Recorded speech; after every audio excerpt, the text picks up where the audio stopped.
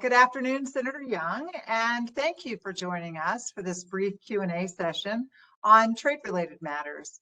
We are here today at the Kitchen Cabinet Manufacturers Association's Fall Management Conference in your home state of Indiana. But before I begin, let me just say how grateful we are for all that you've done to make trade a top priority for our manufacturing base since your tenure in office. Not only for the thousands of jobs that are represented in the state of Indiana, but also on behalf of the 250,000 men and women that work in our industry spread throughout the United States. Senator, as you know, our association members support an open market where trade is conducted fairly, ensuring a level playing field for all. In 2018, the industry was faced with devastating volumes of unfairly traded imports of kitchen cabinets from China. As a result, the industry, for the first time in its history, filed anti-dumping and countervailing duty cases and received relief in the form of AD/CVD duties. So, Senator, you have been a leader on trade issues that have focused on leveling the playing field for U.S. companies and its workers. As lead sponsor of the Leveling the Playing Field Act 2.0, Senate Bill 1856, what are your views on the legislation and how can this industry help you in getting the bill across the finish line? Specifically, do you envision this bill will be able to move forward and be enacted in the 118th Congress? Well, thank you for the opportunity to be on to visit with your members. I really value their work and value this connection. Listen, if you step back, we're witnessing a rapid evolution in global trade dynamics, disrupted by discussions around the potential shift towards deglobalization and the rise of regional trade blocs. These changes aren't merely theoretical.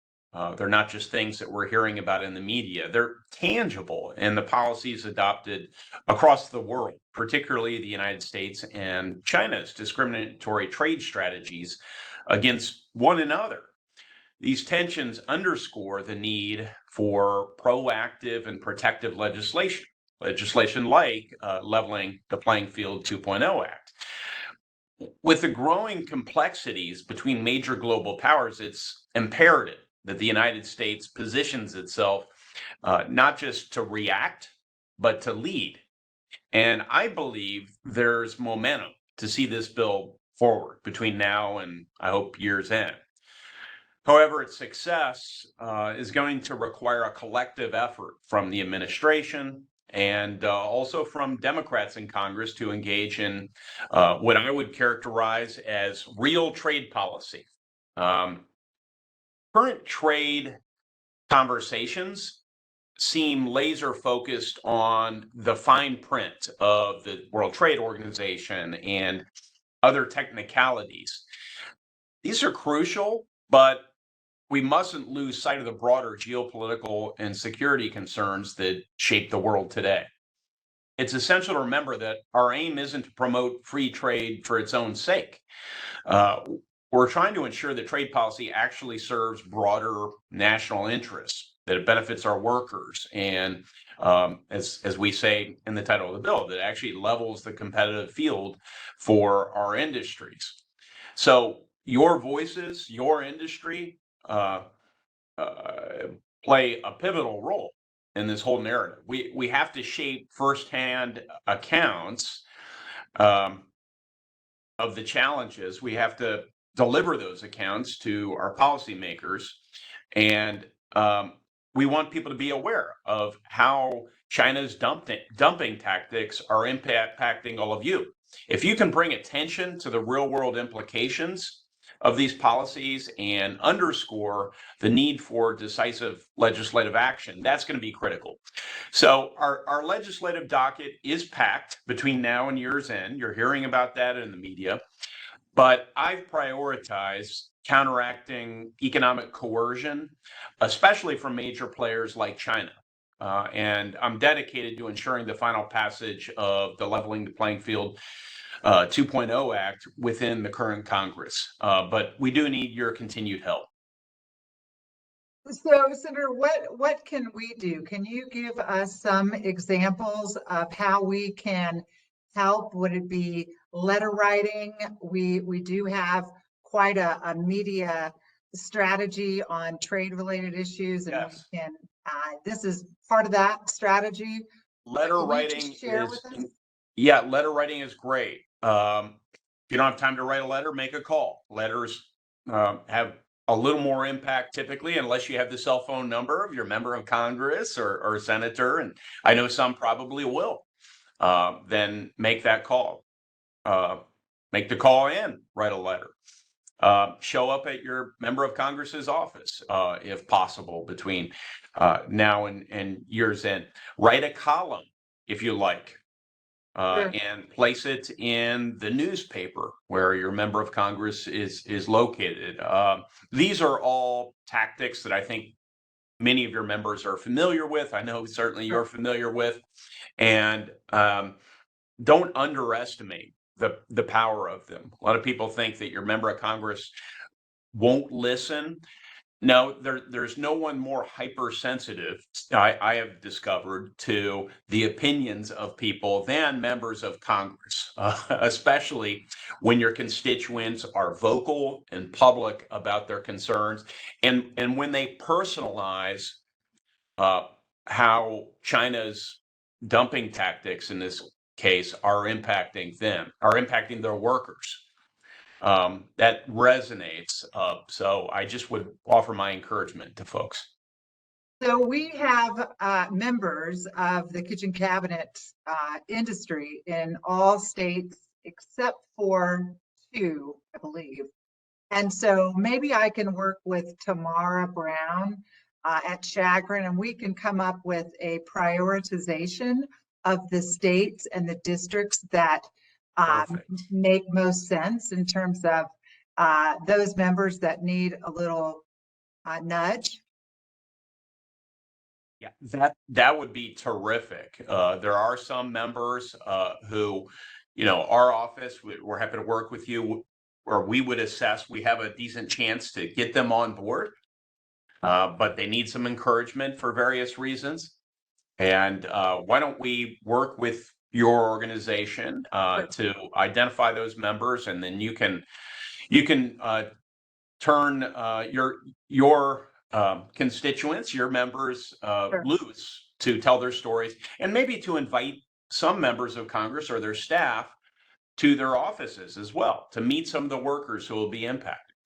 Sure. We had Thune and Dusty Johnson, and over the years, Senator Rounds in some of our plants, or one of our plants in South Dakota. Of course, our Alabama delegation is geared up, and so on and so forth. One of the things that surprised me when I looked at the list of senators on committee that voted against level playing field, it was very disappointing. But we will team with your people, Tamara Brown at Chagrin, as well as our PR firm, and start getting this ball rolling. So, Senator, I would just emphasize real quickly before we move on that don't be too discouraged by previous votes. It can at times be difficult to get a member to vote in a way that was inconsistent with their previous vote, but we deal with a lot of policy issues in Congress, and I know that some of my colleagues hear about this effort, leveling the playing field, and their initial look at this may be skepticism, right? Isn't free trade just to stand back and watch, two parties go ahead and trade with one another, and that's sort of the approach that for decades certain members of Congress have taken as it relates to trade. But we know this is different. We know China is different. It's a state capitalist model. They engage in dumping. They don't enforce the rules that other countries have long enforced. And we just need to be more intentional with respect to protecting our businesses than we have in the past. And adjusting to that is difficult for some of my colleagues. Mhm, mhm. Well, we will reach out to all of them, including those that perhaps were a little hesitant when it was in committee. So the next question is, how can Congress ensure that trade laws are enforced, and specifically the work done by U.S. Customs and Border Protection on fraud, circumvention, and evasion can remedy bad actors who commit customs fraud? Yeah, well, good question. We have seen, in response, we've seen a decline in U.S. imports from China this year by nearly 25%. And that's reported by the Commerce Department. And so that underscores what are evolving trade dynamics. This drop suggests companies are diversifying their supply chains, making it crucial for customs and border protection to be vigilant. So the real question is how far is the decoupling spreading? Chinese manufacturers have found workarounds to navigate U.S. tariffs. They've relocated to third countries or made use of third country processing to conceal the origin of goods, including Mexico, India, and Vietnam. That said, it's hard to know how much of the $54 billion decline in U.S. imports from China this year may be offset by this practice. U.S. imports from Mexico are up about $10 billion compared with the same period last year. Those from Vietnam are down about $9 billion. U.S. is also buying less from Taiwan, Thailand, Indonesia, Malaysia, Cambodia. Nonetheless, while companies make the decision to diversify their supply chains, it's crucial for the government, particularly Congress, to provide necessary oversight and tools for enforcement. And to uphold the integrity of trade laws, my role in Congress is multifaceted. First, ensuring that Customs and Border Protection has state-of-the-art technology and well-trained personnel to effectively inspect shipments. Second, utilizing tariff reviews to fine-tune our trade measures and address any loopholes. And then lastly, passing legislation to address concerns like human rights violations. We have some legislation along these lines. The Uyghur Forced Labor Prevention Act. That was one example of our human rights emphasis. So those are all things I can do and will do on a going forward basis. Terrific. We have had several cases before Customs and Border Protection, and one at the staff level, only to have those decisions reversed at the Office of Rules and Regulations. So we are now taking one of those cases to have petitioned to the Court of International Trade. And so we are hopeful that we will win that case in sometime in the next year or two. I guess the last question I had, you've already answered, but maybe just briefly, as we close, President Trump back in 2017 put tariffs on thousands of goods coming in from China between 15 and 30%. I believe that the cabinet industry has enjoyed a 25% tariff on imports coming in from China. And I don't know, we're very hopeful that those tariffs will stay in place. It has served the industry well. We were at probably about close to 3 billion in imports from China before we filed our cases, and now it's at about 12 million a year. So we've seen China shut China down. However, what's happening is there's transshipment going on through third countries, as you've talked about, and circumventing the orders. But on the 301s, do you have a sense? I mean, I know it's not necessarily a congressional issue.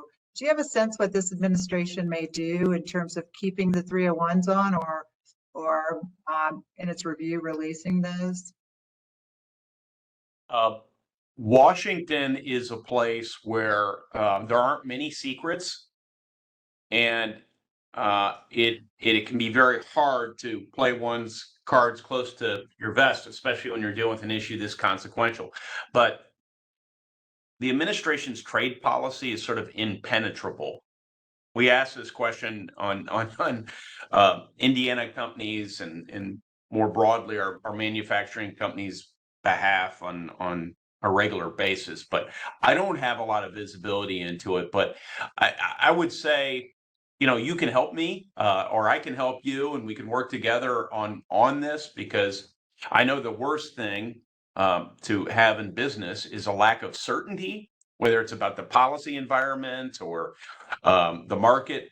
So as we attempt to bring clarity to the administration's policies, we'll work with you on that, and as with other priorities. And I also would emphasize, whether it's on this area, trying to just get clarity about the administration's policy, or trying to advance a particular policy like leveling the playing fields 2.0, let's continue, and I know your association does this well, to find like-minded groups or other associations that share the same concerns and will help bring our concerns to the forefront. Terrific. Before we close, is there anything else that you'd like to share with our membership here at our fall meeting in Fort Wayne, Indiana?